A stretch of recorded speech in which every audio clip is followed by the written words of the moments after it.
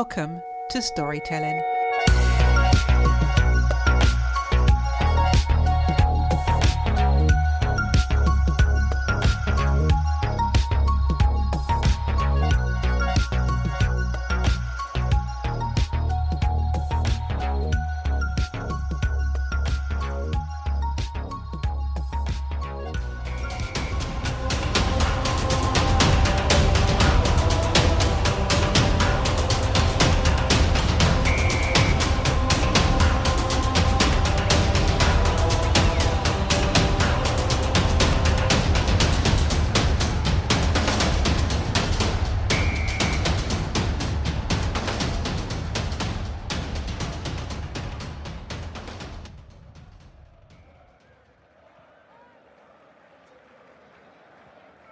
Welcome back to part 2 of our football special.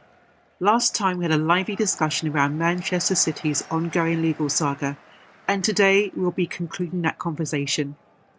We're also taking a look back at some of the standout moments from last season, and of course, sharing our predictions on who we think will be crowned Premier League champions this year. I'm joined once again by 3 fantastic guests. First, we have Tony Okeke, a dedicated Manchester United supporter with a wealth of insight and a sharp eye for detail. Next, Gary Taylor, a lifelong Tottenham fan known for his balanced perspectives and unwavering optimism for his team. And finally, Darrell Irwin, our go-to expert on all things Liverpool, whose deep understanding of the game always adds a new layer to the discussion. And as for me, I'll do my best to remain impartial, but let's see how that goes. So what did you miss from the last episode? But I just say that if you want to play the game of who's got the most money wins, which is what Manchester City have done, allow Newcastle to do the same, because that's competition. But that's what's not. They've literally changed the law to then stop Newcastle doing the same thing. That's why I think it's unfair as it comes. I believe that they should be tried in the court of law or in the tribunal, and if found guilty, the kitchen sink should be thrown at them. For the game to evolve and the Premier League to evolve, stick them in the Conference League. Let's conclude the discussion on Manchester City and how their legal case may have implications for the sport.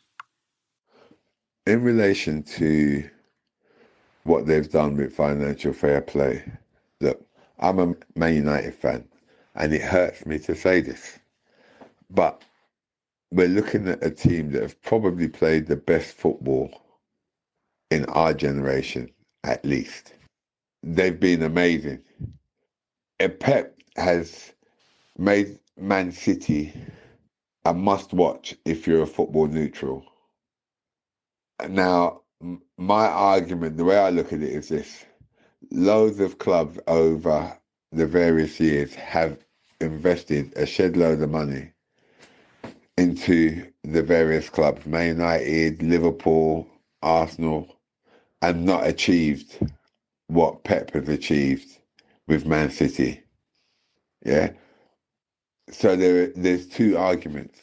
In terms of the football, in terms of the achievements, we can't really put it down to money, right? Because, like I said, various managers over the years at various clubs have had loads of money and achieved nothing. And part of the argument that we're having is only because Pep has achieved what he's achieved. Because if he had spent 3 billion, 4 billion, 5 billion, and they'd only won the league once, no one would really be kicking up the level of fuss that's been kicked up now. So I would appreciate him for his ability and for what he's brought. But at the same time, the argument is that he's gone about it the wrong way, right? He's gone about it the wrong way. But it's not him. He's just managed the players that he's got. City, the club, have gone about it the wrong way. So, yeah, if they're found guilty of all the charges or some of the charges, then they should be dealt with in the most severest of manner, right, to set a precedent to other clubs. What do I think the outcome on the league will be, and on specifically my club? If we look at the general picture, so the outcome on the league. You can't really say what the outcome on the league is going to be until we know what the outcome is in regards to the charges that they're refuting. Let's make an assumption.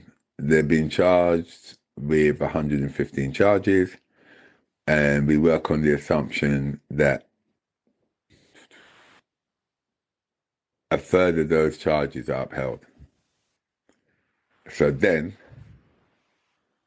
not just the Premier League, the whole footballing world will be now waiting and looking to see what the sanctions are for the offence that's been committed, or offences that have been committed. Whatever the sanctions that are imposed on City following the outcome of this hearing, it will never be enough to some people, it will be too much to others, and some people will be like, well, I'm not really bothered one way or the other. But I'm hoping that ultimately, whatever the sanctions are, the main benefit will be to the Premier League the fact that other clubs will look at what's happened to City and check themselves. But also it gives the FA a reference point in which to effect changes in the system that they've got. Like I said, City have done to the other clubs within the Premiership what the Premiership have done to other clubs in the lower leagues, right? Effectively, they've abused their position of dominance. City have abused their position of wealth, and the Premiership have abused their position of dominance. And I'm hoping that at the end of all of this, we sit down, completely overhaul the way the pyramid works, how the EFL is funded, how grassroots football is funded, the dominance of the Premiership in terms of, if it was a government, you would say that the Premiership is dictatorial in relation to all the other clubs and infrastructures around football. Thank you. I think it's a very difficult one. I don't think there's any right solution, but certainly it's clear that there has to be a change within the overall system, the overall Premier League system, which we're now in a situation where money is doing the talking as opposed to playing doing the talking. I just want to move this conversation on. I just want to ask you all something slightly different now. Which team besides your own do you think is playing the most attractive football right now? So I know you're both giving me weird looks, but I'm going to start with Darrell. Most attractive football? I'd say Tottenham are entertaining. Very entertaining. They were so open in the second half. I was like, what are you guys doing? But, generally they're a good football inside. They're very open, very expansive. The Man United game, that was like them at their peak. And then obviously the second half against Brighton, it's like, what are you guys doing? It just needs a little bit of savvy, but we've seen that. So I enjoyed watching Tottenham, especially beating Manchester United. Sorry there, Tony. In terms of other teams, I think Aston Villa have been great as well. I think they've really, really improved, player for player, the style of football. And, he's taken that team and really made them a decent side. He's almost replicated what he did in Spain now. I think that you kind of like the club looks like a proper club now. It doesn't look out of place within the Champions League. So yeah, those two sides. I think Tottenham in the way that they are playing. I just think it's just a couple of tweaks, and they'll be up there at some point. I think for Aston Villa, it's good to break the top four up and mix it up a bit. So if you forget, Aston Villa won the European Cup. They've done it before. So yeah, they're doing well, and they've done well in Europe. So yeah, those two clubs for me. Gary. Great question. Probably, I hate to say this, but it's very fine between Chelsea and Liverpool. I think both are. I think probably, I hate to say it, but Chelsea, because they've got the young squad, it's free flowing. And I'd like the manager's stance saying, "These are my 25 players. I'm going to put my arm around these. Forget the rest." Obviously, that's negativity. You're not coming inside this circle, and I think he's shown it. He's shown it.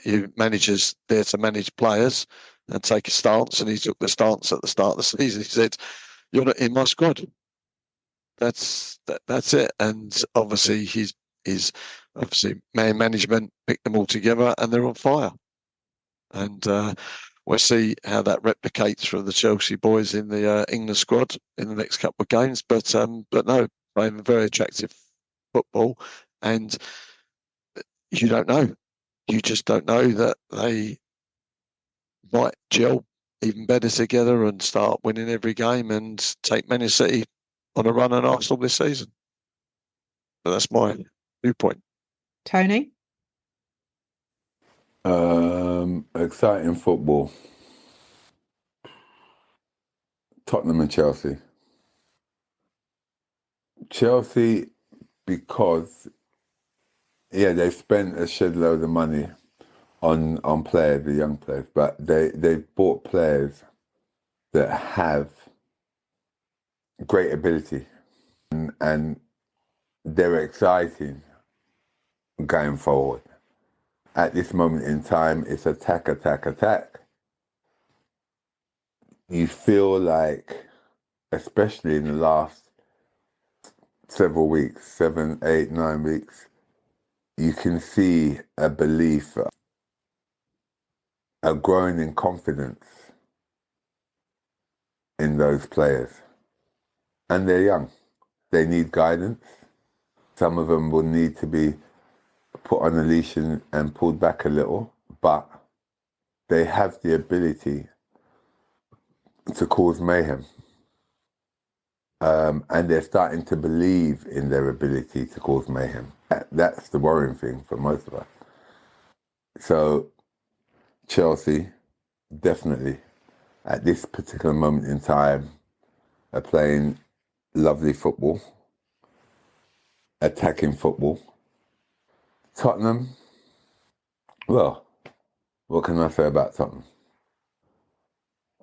Tottenham reminds me of when I was growing up, Brazil, where it's all out attack. The defence can be non-existent. It almost reminds me of when Harry Redknapp first took over at Tottenham. That gun-ho, if they score 2, we'll score 3. Our defence is attack. Everything is attack, attack, attack. It's just one of those things. Oh, as a point of correction, I won't mention any names, but they're here.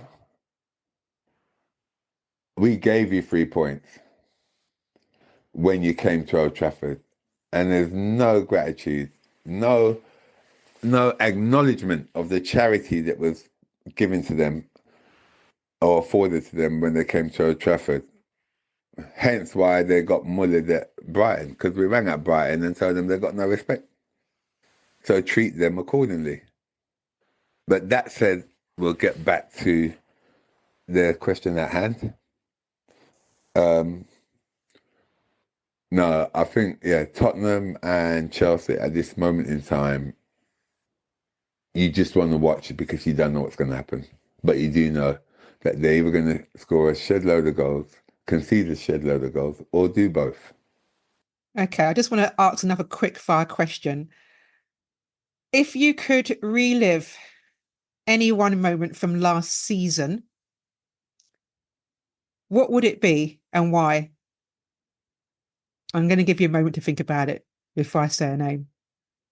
I think, Gary, you're probably ready to go first. So, Oh, what out of all the moments last season? yeah, Um, you just got to choose one. You can just choose two if you need to, but uh, um, I think two. Sheffield United at home scored 2 goals in the last minute. That was just unbelievable. Score one, and obviously the crowd going. That was it. That was just unbelievable. And the other one has obviously got to be Liverpool, unfortunately, when they scored an own goal in the last minute as well. That was just. I was with one of my best friends who's a Liverpool fan, and it was just unbelievable. But there are so many great moments, and you know what you like this season is you've got the clock now. You've got 97 minutes. You've got 98 minutes. You can actually see the clock, whereas everyone didn't know that before. And as Ange said, it's not a 90-minute game. It's a 95-minute. It's a 97-minute. Anything can happen. And you say about the magic moments, it's same as when Tottenham played Leicester, scored 2 goals literally in the last minute. Again, that's what we remember. All the videos, the enjoyment and everything. But last season definitely was Liverpool and Sheffield United, without a doubt. Darrell. It was a strange season because we were absolutely flying come Christmas, and then Klopp says he's off, and I mean it was just like a punch to the gut, thinking what's going on here, and yeah, you can understand the reasons why he did, and certainly as the season wore on, you could see he was, the focus on, you could see how tired he was. He looks like a different man now, funnily enough. you know, now he's out of sport in that sense. But yeah, the moment can only be really the trophy. They did it with kids, simple as that. The team was just brought younger and younger players on, and we just managed to keep it together. And then we got the goal, and that was great. And so, sadly, most of those kids have been sold on and moved on within 6 months. So, yeah, I think that was the highlight of the season. But yeah, a very odd one, a very odd one. I mean, yes, they run short towards the end, and I don't think they were the best out of the three teams going for the title at all. So they finished where they should have finished. But it was a strange season, particularly with Klopp deciding to, when they were at the peak of their powers, you'd think, okay, they're going to put a run together and do it again. And then to hear that announcement, I think, hindsight, they should have just kept it quiet. I don't know how they would have, but if they could have kept it quiet and maybe even kept it within the team and not public, I think they might have performed a bit better. But I think towards the end, you could see the wheels were coming off. Tony. Well, our season was rubbish, really. But if I had to pick a particular moment, it'd have to be the FA Cup final against City. Partly because I was at the Newcastle game, and at the end of the game, Ten Hag gave a speech that basically said, look, we as a club, as players, management, will do everything to make sure that the cup doesn't go to the other side. And for me, it meant that he understood that this was much bigger than the FA Cup. It was about who would have the bragging rights in the city. So going to the final, I felt that we were going to do it. And as we got closer to the final, more and more United fans started to believe. And I can remember coming to Wembley and walking up Wembley Way. There was just a buzz. There was just a buzz. There was just a buzz. when we got to the stadium and got into the stadium, it was it was like a carnival, yeah. And I have to say, it weren't as good as '99 Champions League final, but it was a distant second because we weren't expected to win in reality. But it wasn't the fact that we won, it's the way we won. It's the way we just totally dominated City. And I can remember that first 20 minutes in the stadium, the United fans were going absolutely mad, right? And when we came out for the second half, we thought, right, they're going to park the bus. And we didn't. But I will say this, when they scored that goal, I can remember thinking, I've come into this stadium weighing 18 stones. By half time, I was about 22 stones, but moving like a featherweight. When they scored that goal, I must have gone down to about 14 stones. And by the time they blew the final whistle, I was about 10 stones. They needed to put lead weights in my pocket to keep my feet on the ground. But as soon as that final whistle went, I was back to the 18 stones and floating on air. So, yep, that was definitely the best moment for me for last season. Thank you. And I think if I might add one, I would just say I think my highlight probably would have been almost this time last year, September last year, when Arsenal came from behind and beat Man United 3-2. So just thought I'd mention it. Right, last. Right, final question to all of you. Who do you think is going to win the Premier League this season? Let's go to Darrell. I find it hard not to look past Manchester City. I think, unless something does fundamentally change, I could see them winning it again. Obviously, slots an unknown quantity. He's won the games that he's won. But like you said, we haven't played any of the big guns. I think we'll know more if they're contenders over the next two games. If they get results against both those clubs, then I think, oh, hang on a minute. But I can't. Man City, I think Arsenal, will run them close again. But I don't know. There's still a ricket in Arsenal. I still think there's still a little thing that's they're not quite mentally there. Look at the last couple of games. They've come from behind, and you can only do that for so long, as Liverpool found out last year, continually going a goal down. I mean, it was literally every game. So I think Man City are a machine. I think Haaland is doing what he does best, just stood on the penalty box and tapping it in. But yeah, so I find it hard to do it. And so, yeah, I think Man City, and then I think it's only one of it. It'd be Man City, Arsenal 2, maybe Liverpool 3. That's how I see it. Tony. Man United. Sorry, let me move on to Gary. What? Did I say something funny? Have you not looked at the name of our stadium, the Theatre of Dreams?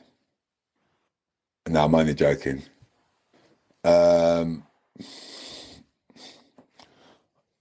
believe it's probably between City, Arsenal, Liverpool, but I'm not really sure about Liverpool. I'd say between City and Arsenal.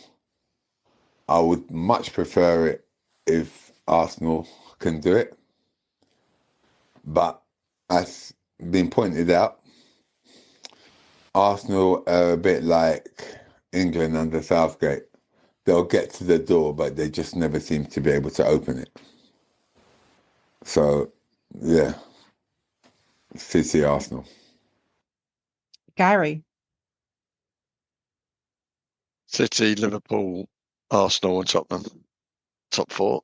That's a very specific prediction. Yes. City, I think Liverpool, Arsenal, but it's going to be very tight. Anything can happen. But you think of all the points you dropped during the season, and everyone says, "Oh, it's only a point." Same as us for Europe. Oh, we only lost by Aston Villa by a point. A point is a point. You need every point. You've lost too many points, and we're 8 points behind Liverpool already, which is a big gap to thing. I think 5 points, 8 points is a lot. Yeah, the big top teams are not going to lose many games. I would everyone agree, but let's see what happens. Just looking forward to a very interesting European journey and season, and yes, there's going to be some fun along the way and some broken nails, biting me nails, but that's football, and that's why I love it so much. And as you said, there's so many great memories of football, and I think when I look back about all the World Cups I've gone over, I mean, still the best World Cup for me was Russia. And what started Russia was when Harry Kane scored in the last minute in the first group game against Tunisia. Unbelievable experience. But that's football, and that's the memories. Can I just thank you all so much for your contribution and for being guests on this podcast? Thank you. Thank you. Thank you.